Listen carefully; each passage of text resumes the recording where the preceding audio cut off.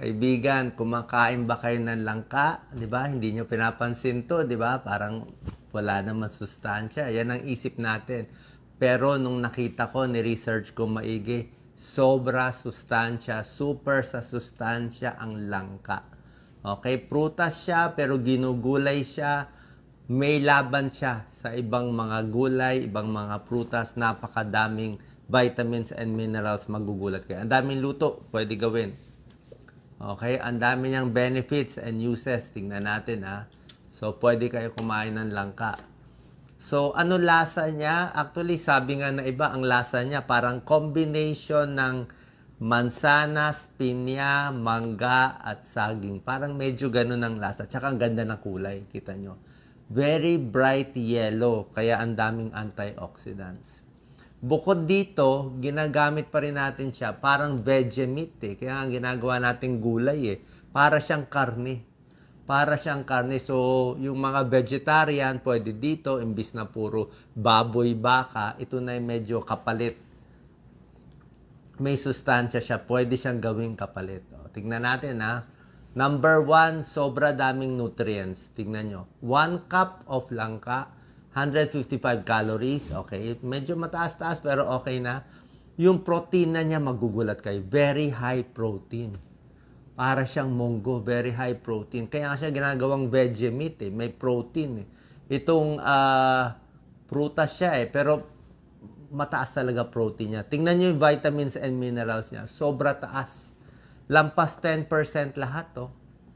Vitamin A, 10% ng requirement. Vitamin C, 18 to 21% yan.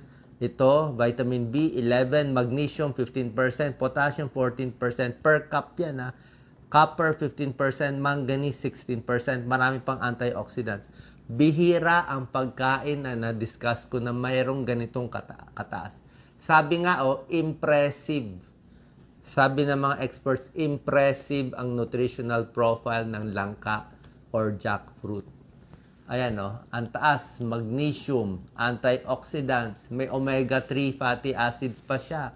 Vitamin B6 niya, 35% per cup, may fiber siya. Okay, para sa tiyan. Yung vitamin C, sinasabi ko, maganda. Vitamin B, yung potassium niya, mataas, napakaganda. Ayan mataas sa flavonoids, antioxidants, vitamins. Yan Tsaka parang karne ang lasa, parang pork. High protein, tulad na sinabi ko, 2.8 grams to 3 grams of protein. Very good source. Cholesterol-free, low sodium pa. Maraming luto pwede gawin, di ba? Gusto natin langka, may gata, may sili. Ito, ginawa niyang parang veggie meat, Ginawa niyang taco. Ito, ginawa niyang parang karne, nilagay sa salad. At ang malakas na benefit ng langka para sa diabetes, pwedeng-pwede. Low glycemic index, kahit maraming kainin nyo, hindi nakakataas ng blood sugar. Napakaganda. Mataas pa yung fiber niya. Nakita nyo, di ba? Very fibrous, di ba? Para siyang may fleshy, So, ang pagkain maraming fiber, maganda rin sa tiyan, good for digestion, nakakapigil din yung pagtaas ng blood sugar. Mataas din yung protina niya, maganda rin niya sa blood sugar. So, good for diabetes.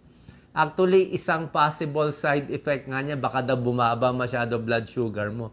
Yung pang kinakatakot nila na bumaba masyado, ang problema natin, diabetes Number 3, makakatulong sa maraming sakit. Okay? Hindi pa to proven ng mga malalaking scientific trials, pero sa dami ng vitamin C niya, 20%, maganda yan sa puso. Sa dami ng carotenoids, sa kulay niyang bright yellow, ay mga carotenoids for diabetes, chronic disease, arthritis, heart disease. Maraming antioxidants itong flavonoids for blood pressure, for cholesterol. Napakaganda. Tulad na sinabi ko, kapalit sa karne. So, imbis na laging Doc Lisa, luto tayo, madalas ng langka, at least 2 times a week, 3 times a week, pwede tayo. Ayan imbis na paksiw na lechon, di ba? Balat ng lechon, ito paksiw na langka, pwede. Hamburger, puro beef, puro taba, giniling, iba siya, langka burger to. Yan Masarap din, langka burger, kasi Okay ang veggie meat, okay ang tokwa, pero ayaw mo rin man laging tokwa. Pwede naman ito minsan kapalit. Yan, no? Vegetarians, bagay na bagay, nagpapapayat, pwede rin to.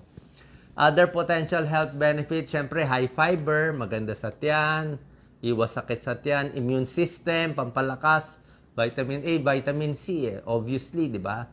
Prutas na ginawang tinitreat natin as gulay. Skin problems, mataas sa vitamin C. Sa puso, may potassium, fiber, antioxidants. Para din sa sugat, meron din siyang mga anti-inflammatory, antibacterial. Ayan, no?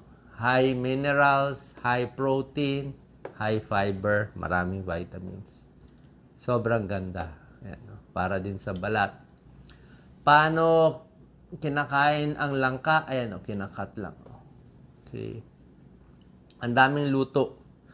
Bahagay pala yung langka, ito rin sinabi nila, tumutubo ang langka sa mga mahihirap na bansa, yung mga developing countries. Kaya malaking tulong to para hindi magutom, hindi mag-starvation, hindi mamayat yung mga taong nakatira sa mahirap na lugar. Tuloy magaling ang Diyos, yan na binibigay sa atin. So, imbis na magutom na walang pambili, yan na lang langka. High protein, para siyang munggo. Ano possible side effects? Actually, itong mga side effects, medyo questionable to, nilagang question mark. Sa buntis kasi, wala lang pag-aaral, pero walang nagsasabi na masama siya. Pwede man sa tingin ko kumain ng konti. Allergy, lahat naman ng pagkain, pwede ma-allergy, very rare. Ito pa nga worry nila, baka daw bumaba masyado yung blood sugar mo. O kaya pag kumakain ka marami lang ka, tingnan mo, mamaya makontrol yung blood sugar, babawasan yung gamot mo. Pero hindi ko sinasabi langka lang ang gamot sa diabetes. Ang ibig ko sabihin, tingnan mo lang yung blood sugar mo. Siyempre, pag mas fruit, mas gulay na langka ang kakainin mo, baka mas bumaba blood sugar mo, which is good. May ilan lang nagsasabi, baka daw maantok pag may surgery. I'm not sure, pero wala sila pinapakita ng pag-aaral eh. Hindi pa to klaro kung bakit bago operahan, mag-ingat daw sa langka. Pero sa tingin ko, hindi naman ganito to ka-common. Kaya we don't have to worry about it. Depende sa luto ng langka. Di ba sabi ko, kung may gata, wag lang masyado maraming gata. Mas kainin nyo yung langka. Yung gata kasi medyo may saturated fat, tsaka may cholesterol. Pag ganito ang luto ng langka, sige pa konti-konti, matamis, okay lang eh. Ito, okay naman ginatan. Kaya lang, syempre, gata yan. Ito, sugar to. Ito, banana Q, sugar, matamis. Pwede naman paminsan-minsan. Pero syempre, dinagdagan mo na ng matamis. Sinubukan ko pa ipaglaban. Okay, ito, merong mga studies yan eh. Pinaglalaban yung nutritional profile ng langka versus apple. An apple a day keeps the doctor away. Pakita mo, Doc Lisa. Yan. Maniwala ka ba na tinalo ng langka? Ayan, panalo lahat ng langka, oh. Langka, panalo lahat sa vitamin A, vitamin C, calcium, iron, magnesium, oh. Tinalo niya lahat, oh. Tinalo niya lahat ng apple. Mas mataas lang ang apple sa fiber, sa pectin. Yun lang. 'Di ba? So, meron naman ibang benefits yung apple. Mas marami pag-aaral yung apple. Pero kung based on vitamins and minerals, kung makikita mo, panalong-panalo ang langka. Di lang natin pinapansin.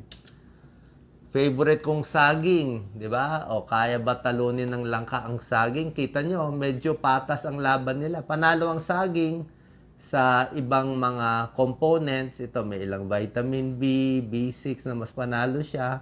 Pero marami din panalo yung langka. Pero obviously, ang saging kasi, marami pa siya ibang benefits eh. Meron siyang tryptophan, pamparelax. Meron siyang leucocyanidin ng saging, pampatapal sa tiyan, pang-ulcer, pang-gastritis, pamparelax, pampakalma yung saging, more energy, pag nagugutom ka, pag hindi ka pa kumakain, nalilipasan ka ng pagkain, okay ang saging, pampakalma ng tiyan eh. Pero yung iba, syempre, hindi ka masyado kakalma dito eh. Yun lang ang panalo ng saging. Pero based on vitamins and minerals, may laban ang langka sa kahit ano itapat mo sa kanya. So, ayan po. So, try natin mas kumain ng langka. Tignan nyo. Maayos siya, high protein, healthy yan. Baka nakakalimutan natin kumain. Depende lang po sa pagluto natin. Good luck po. Share po natin sa ating kababayan.